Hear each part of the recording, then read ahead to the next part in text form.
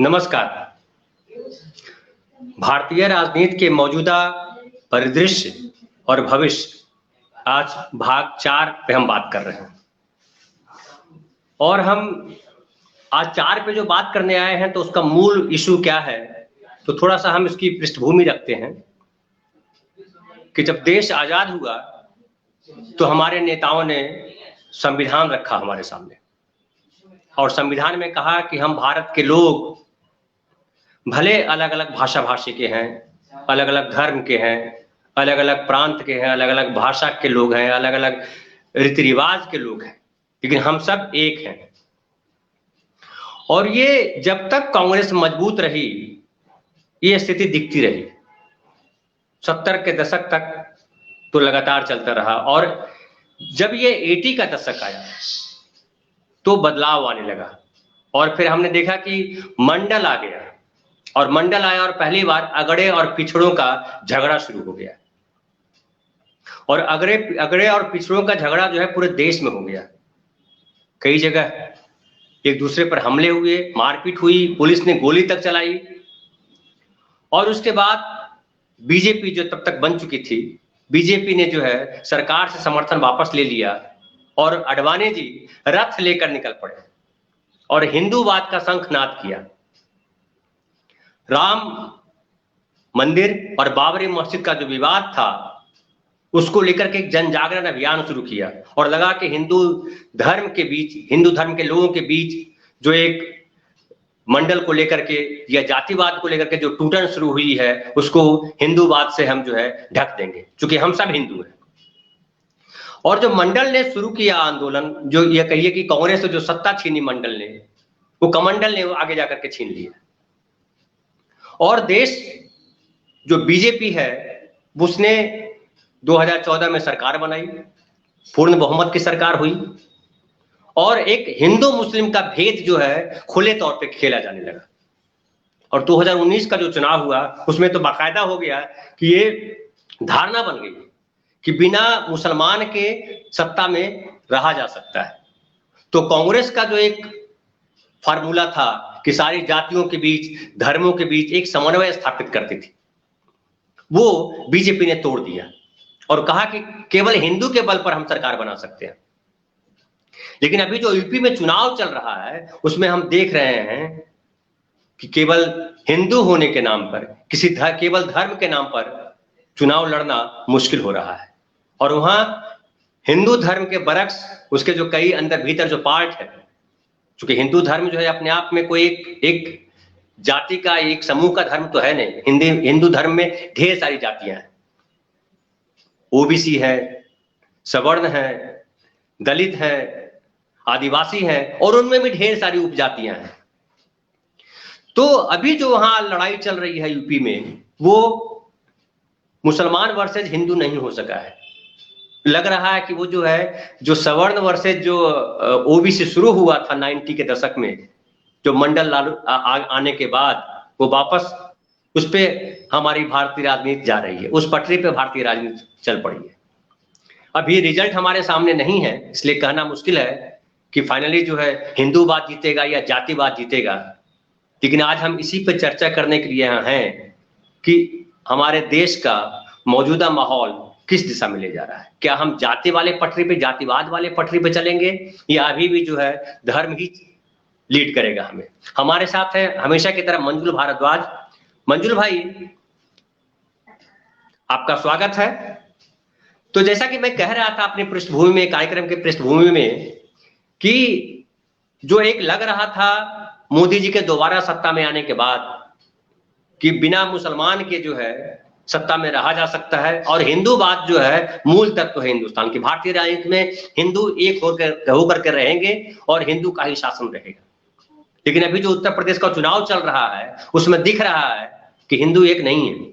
अगड़े पिछड़े का जो है विवाद शुरू हो गया, या कहिए अगड़े पिछड़े का बंटवारा चल रहा है। आप किस तरह से देख रहे हैं?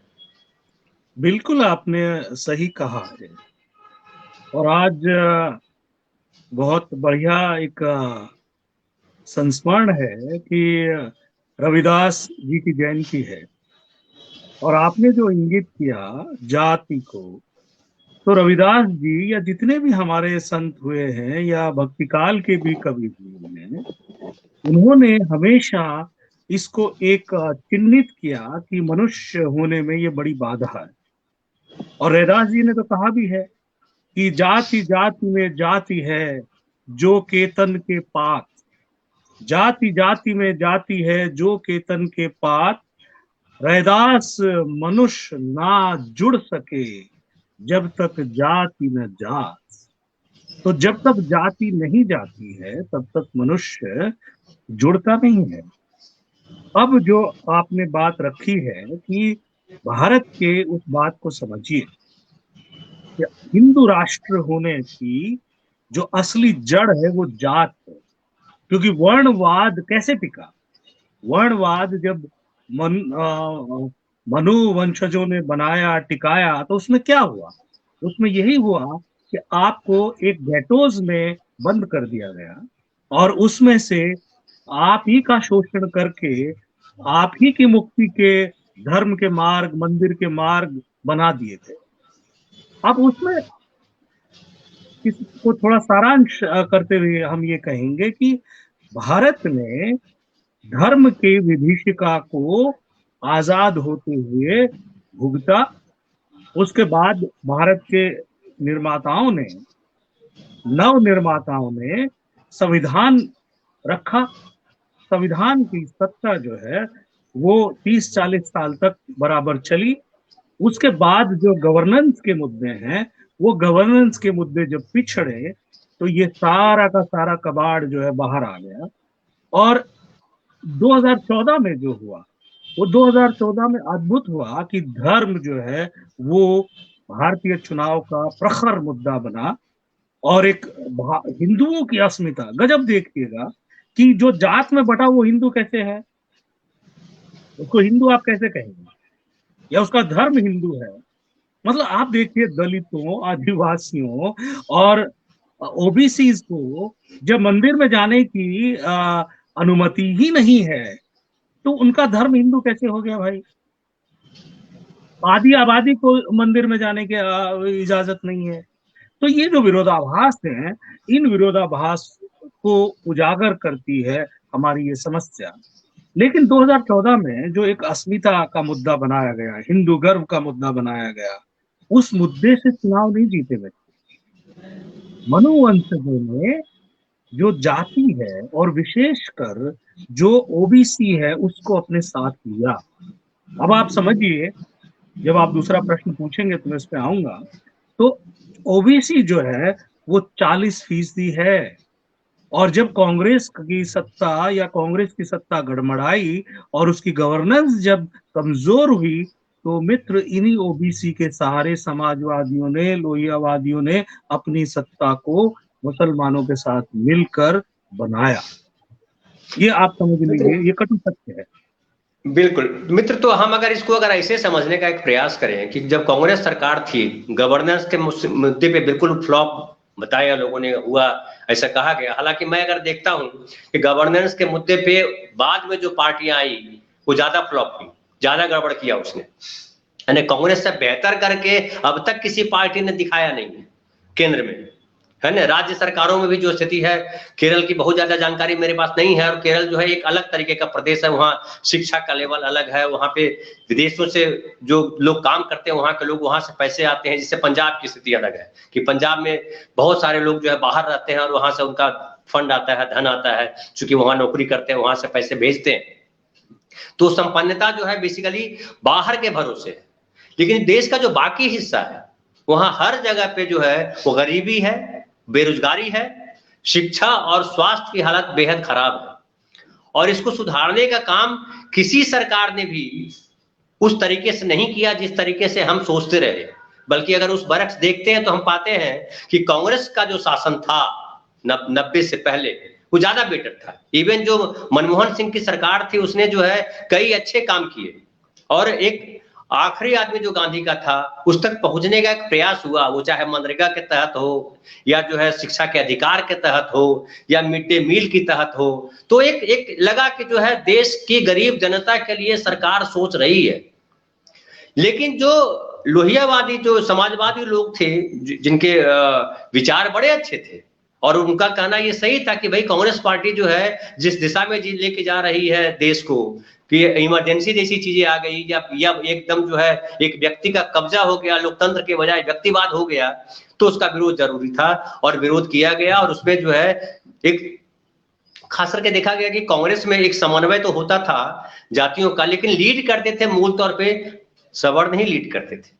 लेकिन एक अच्छी बात यह थी कि धर्म के मामले में कई जगह जो है मुस्लिम को भी वो मुख्यमंत्री बनाते थे, बिहार में भी बनाया, महाराष्ट्र में भी बनाया। जबकि जब लोकतंत्र की बात करते हैं तो हम सीधे सीधे लेते हैं कि जो बहुसंख्यक है वही सत्ता में शीर्ष पे बैठेगा, और पाकिस्तान जो बना उसमें यही आशंका भी थी कि हम चूंकि संख्या में कमजोर है तो हम सत्ता में नहीं बैठ पाएंगे। तो कांग्रेस ने उसको किसी तरह से किया, और लेकिन जो चीजें हुई उसमें कांग्रेस की गलतियां हुई, जाहिर है, तभी तो दूसरी पार्टियां आई, जनता ने दूसरी पार्टियों को मौका दिया। लेकिन जैसा कि मोदी जी ने पिछले दिन भाषण में कहा कि पहली बार जो है मोदी जी की सरकार बनी वो गैर कांग्रेसी सरकार थी। हालांकि उसमें भी कांग्रेस के भरे हुए लोग हैं, ढेर सारे लोग नेता जो है कांग्रेस से लाए गए, तो कैसे गैर कांग्रेसी सरकार है ये समझ में नहीं आया। नीतियां तो उनकी वही है जो मनमोहन सिंह ने लागू की थी, वही नीति आगे इन्होंने बढ़ाई है, निजीकरण को बढ़ावा दिया है। तो लेकिन जो अलग है कांग्रेस से है वो ये कि धर्म का खुला खेल पहली बार खेला गया। इस तरह से धर्म का खेल नहीं खेला जाता था। बिल्कुल ठीक है कि अपीजमेंट की बात की जाती थी, कांग्रेस पे आरोप लगते रहे, और इमाम बुखारी जो हम कल बात कर रहे थे मुस्लिमों को लेकर के, कि इमाम बुखारी जो है अपनी तकरीर जाहिर करते थे और कांग्रेस के प्रति अपना जो समर्थन जताते थे। लेकिन समय के साथ वो भी खत्म हो गया, और लेकिन अभी हिंदूवाद जो है वो इतना चढ़ गया कि लगा कि जो है सारे मुद्दे खत्म हो गए देश के और हिंदू खतरे में आ गया। लेकिन उत्तर प्रदेश की जो सरकार है जिस तरह से वहां काम किया, खासकर कोरोना के दौरान जो हुआ, उसमें नजर आया कि खाली हिंदू हिंदू करने से नहीं होगा, क्योंकि मरने वाले लोग जो कोरोना से मरे, चाहे सड़क पर उतरने वाले लोग कोरोना के दौरान, तालाबंदी के दौरान, वो चलने वाले हिंदू लोग भी थे। किसान जो वहां जो परेशान हैं, किसान के खिलाफ जो बिल लाए गए, किसान के खिलाफ जो कानून बना, और किसान जो आज जो है आवारा पशुओं से वहां परेशान है, वो सब हिंदू है। तो ये सरकार ने, योगी सरकार ने बोलने के तौर पे हिंदू हिंदू जरूर किया, लेकिन हिंदुओं को लगा कि हमको हिंदू के नाम पे ठगा जा रहा है और गवर्नेंस गड़बड़ है। तो अभी जो एक माहौल दिख रहा है उसमें क्या लग रहा है कि ये हिंदू में जागरण आया है, जातियों को लगा है कि हिंदू के नाम पर हमको बेवकूफ बना रही है मोदी सरकार। क्या लग रहा है आपको? देखिए, आपने मोदी की बात की, तो मोदी तो झूठ पाखंड में माहिर है, और मैं कहूं कि गिरगिट है जो हर समय रंग बदलता रहता है। मोदी की सफलता, या जो हम देख रहे हैं आज चुनाव के पंडित की विकारी परिवार के कुकर्मियों की संख्या ज्यादा है, वो षड्यंत्र अच्छे से रच लेते हैं। दरअसल वो उनकी कुटिलता को, धूर्तता को ज्यादा आंकना है मित्र। मैं यहाँ ये कहना चाहूंगा कि जो शासन के अंदर जो असंतोष पनपता है समय समय पर, वो असंतोष और भारत के विभाजन और भारत की सरकार के सार्वभौमिक फैसलों और तीसरा नंबर संविधान पर आघात करने के लिए ये मनुवंशज जो हैं, जो भारत की जनता की पार्टी तो है ही नहीं, ये जो विकारियों की पार्टी है, इन्होंने वो जो गुस्सा था कौम में, भारतीयों में या यहाँ की जनता में, उस गुस्से का पीक है। और वो पीक भी कब आया? देखिए, वो पीक भी उफान पर आया मनमोहन सिंह ने जब सबको धन से लबालब कर दिया। यानी कि 1992 के बाद विश्व की राजनीति में भूमंडल जो है, जिसको हम ग्लोबलाइजेशन कहते हैं, उसका बोलबाला रहा। मनमोहन सिंह अर्थशास्त्री थे, उन्होंने भूमंडल का, वैश्वीकरण का उपयोग भारत के लिए किया। लेकिन दिक्कत ये हुई कि उन्होंने धन तो दे दिया, लेकिन वो और उस समय की कांग्रेस उसको विचार से नहीं जोड़ पाई, और हुआ ये कि नेहरू भी उखड़ गए और गांधी भी उखड़ गए। और एक लालची जो मन मानस जो भारत का हुआ, उसमें से विशेषकर जो एक नव धनाढ्य मध्य वर्ग तैयार हुआ, और उस नव धनाढ्य मध्य वर्ग के ऊपर एक सिलिकॉन वैली और बेंगलोर और IT सेक्टर वगैरह वगैरह जो खड़े हुए, उनके साथ में एक असंतोष भी खड़ा होता गया जब भूमंडलीकरण की वजह से विश्व आर्थिक मंदी आई। उस विश्व आर्थिक मंदी की आड़ में जब भारत सरकार ने भारत के नागरिकों को केवल ग्राहक बना के छोड़ दिया, जिसमें मनमोहन सिंह की बहुत बड़ी भूमिका है, और वो ग्राहक बना के जब छोड़ दिया, तब जो है सरकार राजनीतिक रूप से कमजोर हुई। कांग्रेस उन नीतियों को नहीं जोड़ पाई जो जो लाभ मनमोहन सिंह पहुंचाना चाहते थे, मनरेगा के माध्यम से, राइट टू हेल्थ के माध्यम से, राइट टू एजुकेशन के माध्यम से। उनका उनका लाभ तो मिला मजदूरों को भी, ग्रामीणों को भी, लेकिन वो विचारधारा में नहीं जोड़ पाए। और वो विचारधारा की कमी जो है वो कैसे हो झलकी कि पढ़ा लिखा वर्ग बोलने लगा, ज्ञान मत दो यार, वैसा ही हमारा भगवान है। और मनुवादियों ने उसका फायदा उठाया और वाइब्रेंट गुजरात जैसा कांड रचा। मनमोहन सिंह खामोश रहे, उसका फायदा सब लेते रहे, और जब विकास का एक लार्जर देन लाइफ सपना मनुवादियों ने दिखाया, तो सारी की सारी जनता उसके पीछे चली। अब ये कहानी खत्म हो गई, मैं आ रहा हूं, ये कहानी खत्म हो गई उत्तर प्रदेश का दूसरा चुनाव आते आते। क्या हुआ कि भाई आपने गवर्नेंस देख लिया, आपने भारत की आर्थिक हालत देख ली, आपने 80 करोड़ जनता को दाने दाने पे मोहताज कर दिया, फ्री का राशन बांटा, और आपने जो अस्मिता का दुख था भारतीयों का वो भी दूर हो गया। राम मंदिर की स्थापना हो रही है भाई, निर्माण हो रहा है, उद्घाटन भी हो जाएगा अगले लोकसभा के पहले। लेकिन जो लोग भूख से मारे मारे फिर रहे हैं, उनको ये अकल आ गई कि धर्म से पेट नहीं भरता, और अब ऐसी सरकार चुननी है जो उनके पेट भरने का यानी स्वावलंबन का इंतजाम करे। और उसमें जो उनका वोट बैंक मोदी जी ने बनाया था, या वादियों ने बनाया था कि ब्राह्मण हो, थोड़े से स्वर्ण हो, थोड़े से OBC वालों को साथ में ले लो, और थोड़े से दलितों को साथ में ले लो, अब वो सब जो है आर्थिक रूप से पिछड़े हुए हैं, उनके पास खाने के लिए नहीं है। तो ये जीने की और पेट की मजबूरी है मित्र, फिलहाल जो एक लामबंद होकर के उत्तर प्रदेश में एक ऐसी सरकार चाह रही है जो खाने का और जीने का मुहैया अवसर करा पाए। हालांकि मित्र अगर देखिए तो बीजेपी ने भी हिंदूवाद का नारा भले दिया, लेकिन बीजेपी ने भी ये कोशिश की कि जैसे कांग्रेस जातियों के बीच, खास करके हिंदू जातियों के बीच, हिंदू के जो हिंदू धर्म में जो जातियां हैं, उपजातियां हैं, उसके बीच एक समन्वय स्थापित करने की कोशिश की, ताकि भले वो सत्ता तक पहुंचने के लिए उसने उसकी कोशिश जमाई, उसने कि ओबीसी को जमा किया, दलितों को जमा किया, मायावती को उन्होंने सपोर्ट दिया था बीजेपी ने, और सरकार बनाई थी मायावती के साथ। फिर मायावती को हर समय उसने सपोर्ट किया बीजेपी ने। आप बिहार में देखिए तो नीतीश कुमार जो है ओबीसी है, और उनके सहारे जो है कांग्रेस, वो जो है सत्ता में है बीजेपी। तो बीजेपी ने जातियों को साधने की कोशिश तो की, और मुझे लगता है कि जो है जो मोदी जी की सरकार आई थी 2017 में, उसी कोशिश का नतीजा था कि वो समीकरण बिठा रहे थे। लेकिन योगी सरकार में वो समीकरण बिगड़ता हुआ दिखा, और एकदम कंप्लीटली जो है लगा ऐसा, क्योंकि गवर्नेंस बहुत खराब रही। लेकिन गवर्नेंस की जब आप बात करते हैं मित्रों, अगर जात धर्म से उतर करके अगर हम जाति के इशू पे भी आते हैं, तो गवर्नेंस, गुड गवर्नेंस जिसको कहते हैं, वो दिखाई नहीं पड़ता है।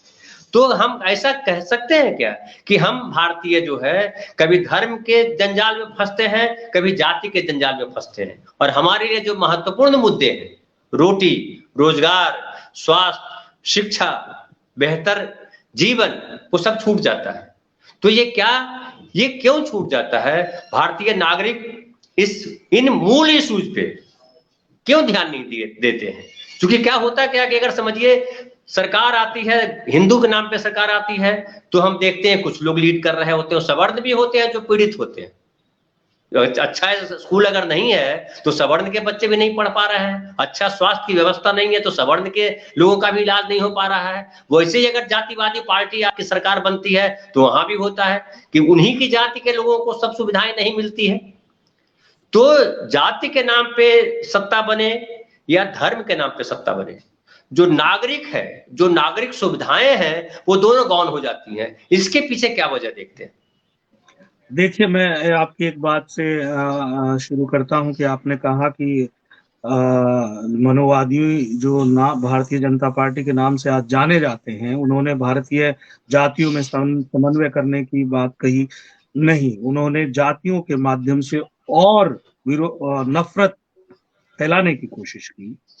अटल बिहारी वाजपेयी तक की बात दूसरी है, लेकिन जब अटल बिहारी वाजपेयी ने एक समय में जो भारत के प्रधानमंत्री होने का फर्ज निभाया, भले ही वो शाखा से रहे हों, आरएसएस के रहे हों, लेकिन उनका राजनीतिक व्यक्तित्व राजधर्म निभाने वाला था। तो जब मनमोहन सिंह के खिलाफ असंतोष आया तो लोगों को लगा कि ये शायद संभवतः अटल बिहारी वाजपेयी वाली भारतीय जनता पार्टी है। लेकिन जैसे ही ये दो पाखंडी और जुमलेबाज आए तो वो धराशायी हो गया। और पिछली बार जो इन्होंने लोकसभा चुनाव जीता वो तो भारतीय सिपाहियों के बलि ली, जो पुलवामा कांड किया, इतना मतलब फ्रॉड और इतना देशद्रोही और कुकर्म ये लोग कर सकते हैं जिसकी कल्पना नहीं की जा सकती। और जिसका घोटाले पे घोटाले अभी दिख रहे हैं कि अभी आप जो एबीजी शिपयार्ड का 30,000 करोड़ से ऊपर का घोटाला है। मित्र, जो बात है, बिल्कुल आपने दूसरी बात कही कि भारतीय जो है ना वो चमत्कार में विश्वास करते हैं।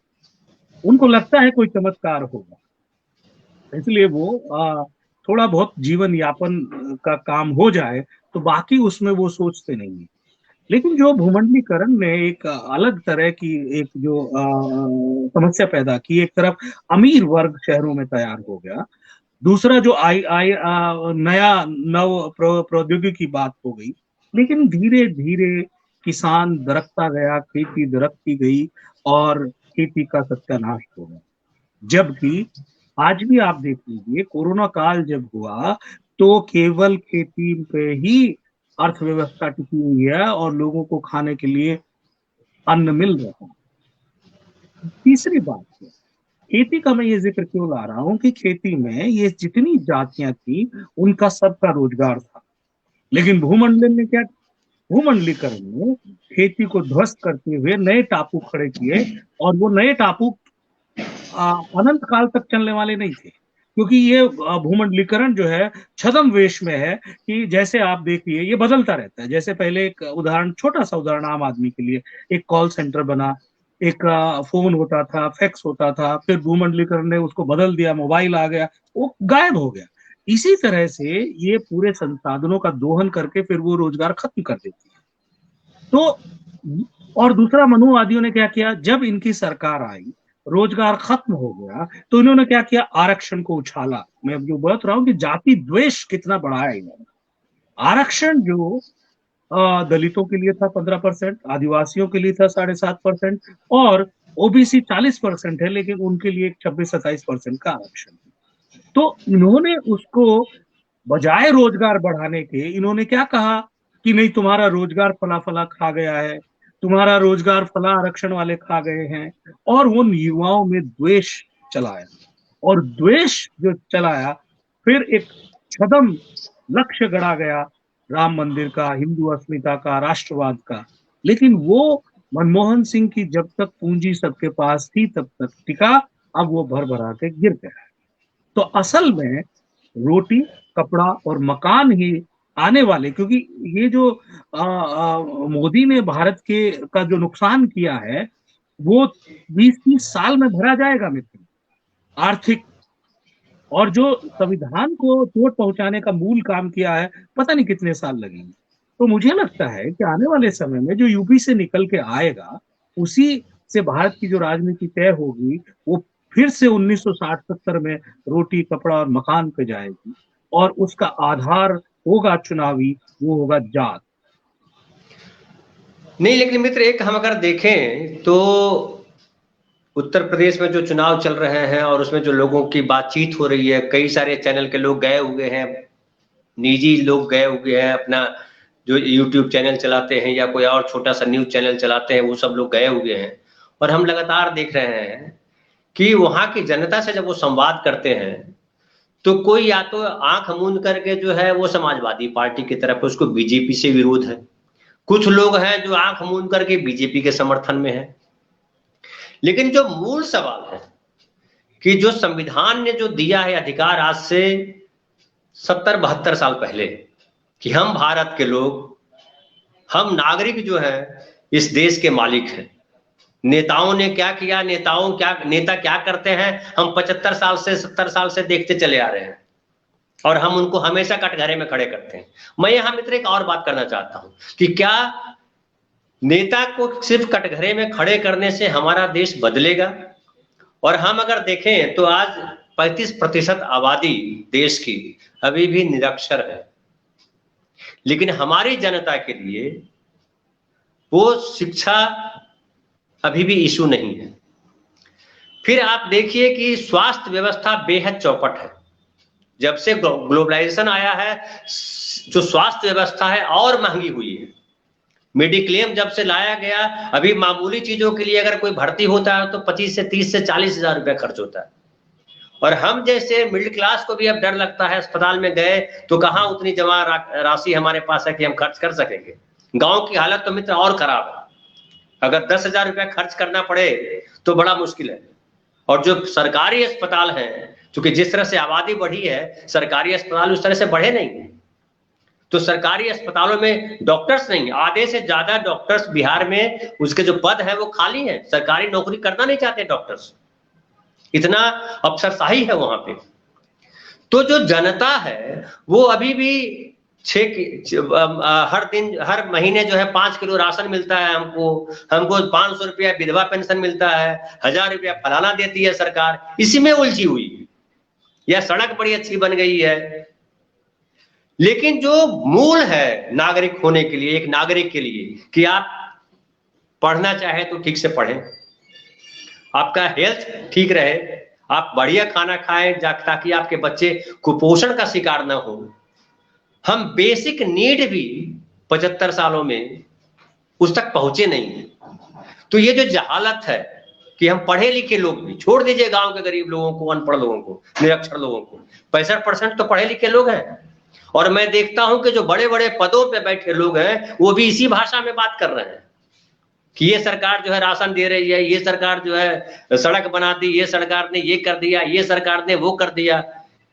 लेकिन वो फॉरेन का उदाहरण देते हैं, यूरोप का उदाहरण देते हैं, जहां कहते हैं कि शिक्षा और जो है स्वास्थ्य जो है वो दोनों सरकार के अधीन है।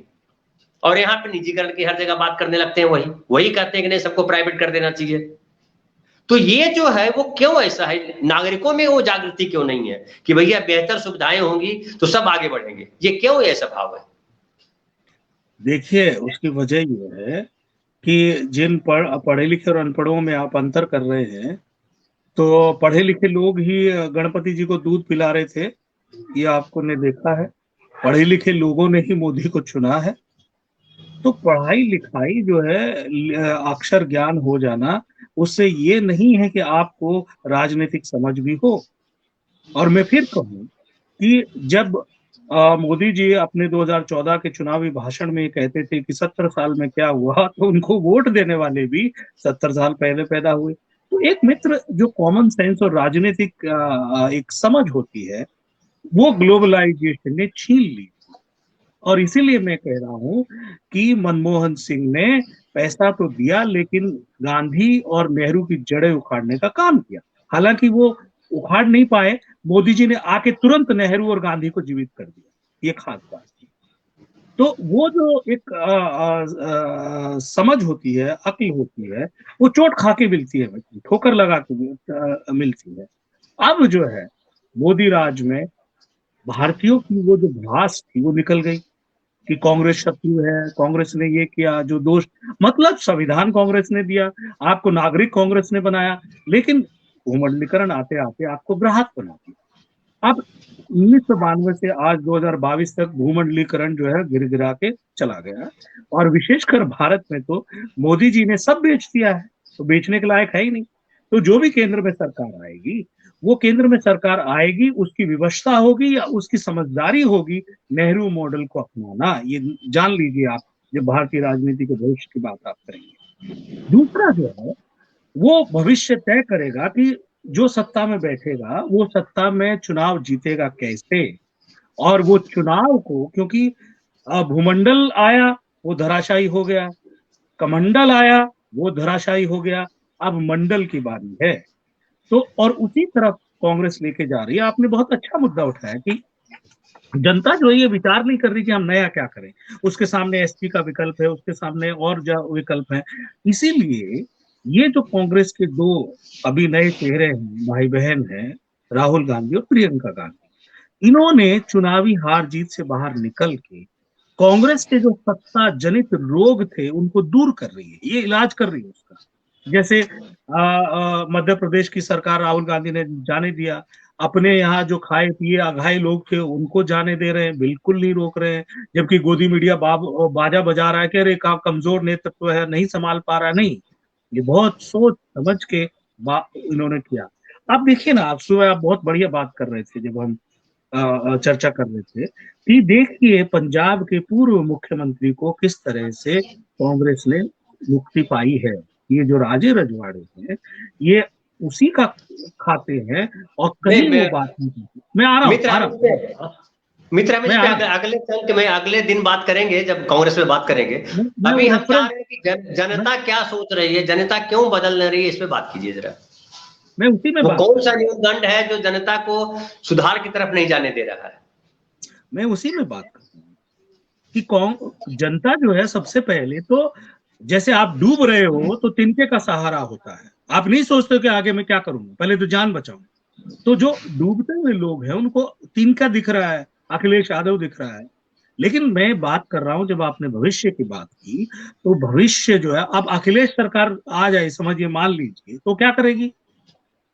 अखिलेश सरकार को भी वही करना पड़ेगा, और नहीं करेंगे तो फिर डूब जाएंगे। वही करना पड़ेगा जो कांग्रेस अभी एक लंबी लकीर खींच रही है, लंबी लाइन खींच रही है। आपने नीतीश कुमार का जिक्र किया। नीतीश कुमार बिहार में बावजूद सभी अभावों के सत्ता में क्यों बने हुए हैं? वो मोदी जी के जय जयकार पे नहीं बने हुए, वो इसलिए बने हुए हैं कि उन्होंने उस वर्ग को चुना जो लॉयल वोटर है, और वो है महिला। जब बिहार में कभी भी उठा लिया जाता था, उसमें महिलाओं को सुरक्षा का भाव देना, उनको रोजगार की तरफ लाना, उनको वो सुविधा, छोटी सी बात है साइकिल का देना, उससे उन्होंने वो वोट आज भी की। फिर दुनिया उसके खिलाफ है, लेकिन जो दारूबंदी हो करके, क्योंकि सबसे ज्यादा कोई दारू का आखिर पीड़ित है तो वो महिला है जो उस परिवार में पीड़ित होती है। इसीलिए जो है सारे समीकरण बिना एक विशेष जाति आधार के नीतीश कुमार अभी भी मुख्यमंत्री बने हुए हैं। और वही सबक जो है ये ले रहा है, ये कांग्रेस पार्टी जो समग्रता में देख रही है। क्योंकि जो चुनाव जीता जाएगा मित्र, वो चुनाव कैसे जीता जाएगा? 40% ओबीसी है, लेकिन वो अपने आप में सरकार नहीं बना सकते। या तो उनको दलितों के साथ जाना पड़ेगा, या फिर उनको मुसलमानों के साथ जाना पड़ेगा, या फिर एक फ्रेश मैंडेट जो तैयार होने की जरूरत है, वो है आधी आबादी को अब उसके अधिकार और उसकी भूमिका के लिए तैयार किया जाए, और ये बिना लीडरशिप के नहीं होता है। नहीं, इसके अलावा आपने बात अच्छी कही, महिलाओं की बात को उठाया, और मैं उसको इस संदर्भ में देखूं कि हम भले अलग अलग जातियों में जाएं, जातियों में ऊंची जात है, नीची जात है, छोटी जात है, बड़ी जात है, पता नहीं कितनी जातियां हैं। वो तो कोई एक आदमी गिन भी नहीं सकता कितनी जातियां, उसके लिए एक रिसर्च करना पड़ेगा, और रिसर्च हुआ भी होगा और किताबें भी होंगी। लेकिन इन तमाम जातियों में देखिए कि पुरुषवादी सत्ता है, उन तमाम जातियों के भीतर देखिए एक सामंतवाद है। वो एकदम जिसको दलित जातियां कहते हैं उसमें भी देखिए तो सामंतवाद है, उसमें भी देखिए स्त्रियों की हालत बड़ी दयनीय है। आप सवर्ण में चले जाइए, ब्राह्मणों में जाइए, तो वहां भी पुरुषवाद है, वहां भी स्त्रियों की हालत बड़ी खराब है। तो क्या नीतीश कुमार जो लंबे समय से देख रहे हैं, भले किसी और वजह से देख रहे होंगे कि उनके पास कास्ट का बेस नहीं है, तो उन्होंने कहा कि महिलाओं को टारगेट करते हैं, फिर प्रियंका गांधी ने वही सोचा कि जातियां तो अलग अलग बट गई, कांग्रेस का सर कोई जात है नहीं तो हम महिलाओं को उठाते हैं, शायद वहां से मिले। या कहीं ना कहीं उन नेताओं को यह दिख रहा है कि सामंतवाद को बिना तोड़े जो है वो देश बदलेगा नहीं, और सामंतवाद को तोड़ने के लिए सबसे जरूरी जो विषय है वो है स्त्री। स्त्री जितना आगे आएगी सामंतवाद उतना टूटेगा। क्योंकि मुझे याद आ रहा है कि ये बहुत जमाने से इस पे बात हो रही है कि महिलाओं का आरक्षण हो संसद में भी, और 33% आरक्षण जो है देने के लिए पिछले काफी सालों से मामला अटका हुआ है, और जो पिछड़ी जाति के जो नेता हुए उन लोगों ने भी नहीं होने दिया। और आज देखिए संसद में 6 से 7% महिलाएं ही आ पाती है। वो सवर्ण और दलित और ओबीसी सब मिलाकर के 6 या 7% महिला होती है। 33% की बात तो बहुत दूर है, 33% लागू नहीं होने दिया, न जाति वालों ने लागू होने दिया, न धर्म वालों ने लागू होने दिया। वो चाहे मुस्लिम धर्म हो या हिंदू धर्म हो या सवर्ण हो या दलित हो या ओबीसी हो, इन सारी जातियों धर्मों के लोगों ने स्त्रियों को आगे आने का मौका नहीं दिया। और नीतीश कुमार ने 50% आरक्षण जो है किया पंचायतों में पहले, अभी उन्होंने कर दिया है कि नौकरियों में 50% आरक्षण की बात कही है। तो क्या अगर देखें तो क्या नीतीश कुमार को वो दिख रहा है कि सामंतवाद को बिना तोड़े, हालांकि मैं मानता हूं कि नीतीश कुमार खुद अपने आप में एक सामंत है, वो भी जो है एकाधिकारवादी व्यक्ति, सत्ता के विकेंद्रीकरण में ध्यान नहीं देते हैं वो, और जो है वो शासन चलाते हैं अफसरशाही के भरोसे। हालांकि उसके पीछे भी एक और मैं वजह 1 मिनट में बोलूं कि भैया जब लालू प्रसाद यादव की जो सरकार थी 15 साल की, उसमें अफसरशाही जो है एकदम चौपट हो गई थी। अफसर जो है वो बंधुआ मजदूर जैसे हो गए थे, और जो छुटभैया नेता थे वो भी बड़े ताकतवर हो गए थे उनकी पार्टी के। तो शायद उससे उन्होंने सोचा हो कि भैया हम अपने पार्टी के नेताओं को उभरने नहीं देते हैं उस तरीके से, वो जो अपनी दादागिरी चलाते हैं, उसकी जगह पर उन्होंने कहा कि अफसरों से काम कराएंगे, क्योंकि सिस्टम में तो अफसर ही माना गया, कार्यपालिका का अधिकार तो अफसरों को ही दिया गया है। तो क्या नीतीश कुमार जिस तरह से सोच रहे हैं, या जो प्रियंका गांधी जिस तरह से लेकर के आई है 40% महिलाओं की बात कही है टिकटों में, वो क्या स्त्रियों को इसलिए उभारने की बात की जा रही है कि उससे सामंतवाद टूटेगा, और सामंतवाद टूटेगा तो देश बदलेगा? बिल्कुल आप सही बात कह रहे हैं, लेकिन नीतीश कुमार की बात करें तो नीतीश कुमार ने 15 साल में केवल महिलाओं को अपने वोट बैंक के लिए उपयोग किया है। उन्होंने महिलाओं में एक लीडरशिप डेवलप नहीं की है। ये कमजोरी है नीतीश कुमार की कि वो अपनी एक राजनीतिक जो लेगेसी है वो छोड़ नहीं रहे हैं। मतलब वो ऐसा लग रहा है कि जब तक नीतीश है तब तक है, तब तक वो नहीं है, फिर वो खत्म हो गया। लेकिन जो बिल्कुल आपने सही बात किया, जो कूड़ मगज है, जो वर्णवाद का कचरा है मित्र, वो यही तो है। वो जात में घुसा हुआ, जात में फिर सामंतवाद घुसा हुआ, सामंतवाद में फिर पितृसत्ता घुसी हुई है, और आप पूंजीवाद घुस गया। अब ये मनुवादियों ने एक जो सबसे बड़ा काम किया है कि पूरी देश की संपत्ति 2 लोगों को बेच करके इन्होंने पूरे गरीबों को या जिनकी संपत्ति छीन गई उनको लामबंद कर दिया गया। तो एक तो ये समीकरण बन रहा है कि 2 पूंजीपति वर्सेस कंगाल भारत, एक तो ये समीकरण बन रहा है। दूसरा कि सामंतवाद को, और जब तक जात नहीं टूटेगी मित्र, तब तक जो है संविधान अपने उसमें नहीं आएगा, जो संविधान का उद्देश्य है लागू नहीं हो पाएगा। आज टोकनिज्म है संविधान का। तीसरी बात कि महिला नेत्री हुई है, लेकिन वो टोकनिज्म है। आप इंदिरा गांधी से लेकर मायावती तक देख लिया, उनके महिला होने से कोई महिलाओं को उत्थान नहीं हुआ। राष्ट्रपति भी हो गई महिला, क्योंकि इंदिरा गांधी थी तो सबसे ज्यादा दहेज हत्याएं हुई। मायावती है तो देख लीजिए, वो राष्ट्रपति जो है महिला थी तो क्या हो गया। महिला के तो रोजमर्रा के वही है। और देश जो है मनुवादियों ने कहाँ पहुंचा दिया, पाषाण युग में, कि आप बुर्के के लिए लड़ रहे हैं, आप पता नहीं किस किस के लिए लड़ रहे हैं।